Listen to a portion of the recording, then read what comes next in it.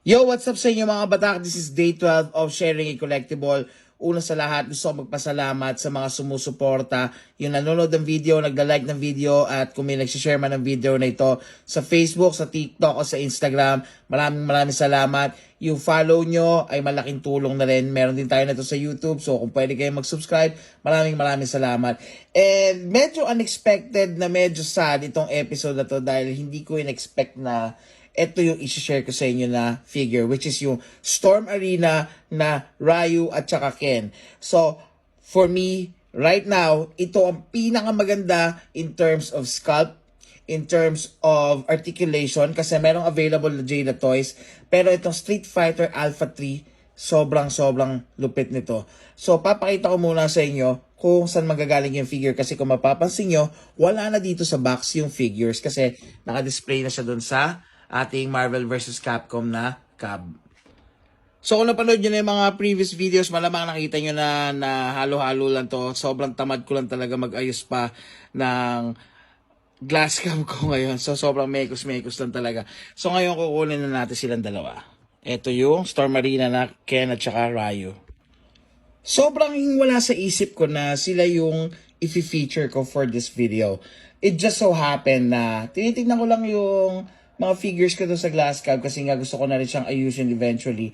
And meron ako nakitang isang disaster na problema. So, napag-desisyonan ko na sila na rin yung gagamitin ko for this video. Unahin ko na ito si Ryu. So, napakasakit at napakasaklap nito dahil hindi ko talaga alam kung anong nangyari. Okay? Ito si Ryu and surprise, ayun, yung knee joint, nag-yellow na siya. And take note, sobrang bago lang nito Hindi naman sobrang bago, pero couple of months back, wala pang 6 months tong figure na to since release. And eto na nga ang inabot ko. So, ayan, kung makikita nyo, naninilaw na talaga siya. Although hindi pa naman yung buo, pero it's starting to yellow. Ayun, diba sa mga lumang figures na ito nangyayari, yung talagang taon na yung inaabot. Pero ito, grabe, nag-yellowish agad siya. Yung front at saka back knees. Okay? And then dito, may konting hint na rin. Pero konti lang, hindi pa masyadong halata. And for the rest of the figure na may kulay white, wala naman except for this one. So, grabe, no? Hindi ko alam paano nangyari to. Sobrang nashock ako. And ngayon, si Ken naman, dahil wala naman siya talaga siyang like white part, etong regular, etong player 1 na Ken. Kaya ito mayo Etong Ken naman, kung titignan mo dito, yung joints niya nag-yellowish na rin, no? Hindi ko sure kung makikita sa camera, pero tinutok ko yung ilaw and I hope na makita at mapansin nyo. Pero if kayo mismo personally makikita nyo to, talagang nag-yellowish siya. Okay? Sa back part din, merong hint na yellow na. Ang nakakapagtaka, bakit yung knee joints pa ang talagang nag-yellowish?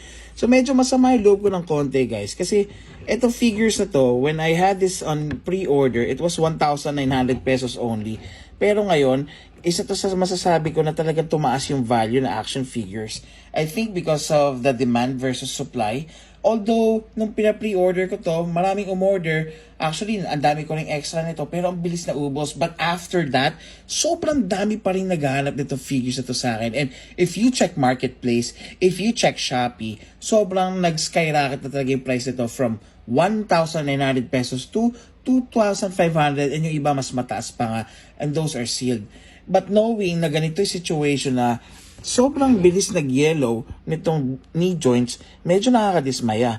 And take note, yung sagat na Storm Arena na parating, nagkaroon siya ng known issue na yung chest piece niya is yellowish, kaya nagpadala sila ng pahabol na extra chest piece for that figure.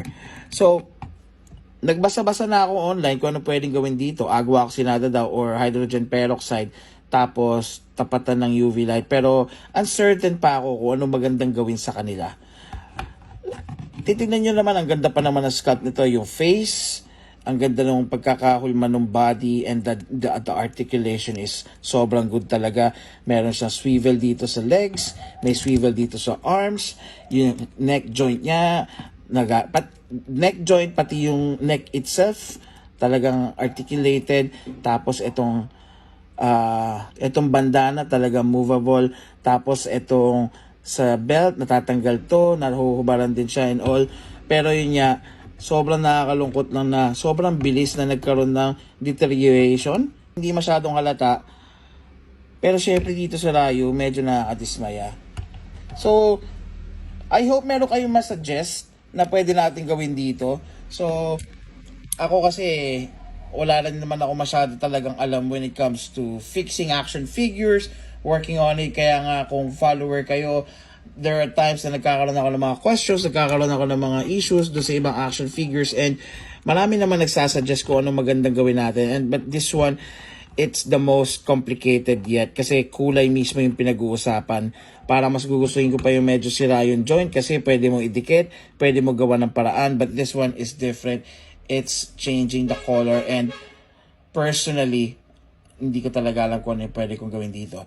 So, yun lang naman ang masishare ko ngayon. Storm Arena, Ryu and Ken, maganda pa rin naman no matter what. Tignan nyo, napakaangas oh. Pero yun nga lang, naninilaw yung joints sa knee. So, huwag nyo kalimutan mag-follow. Maraming salamat.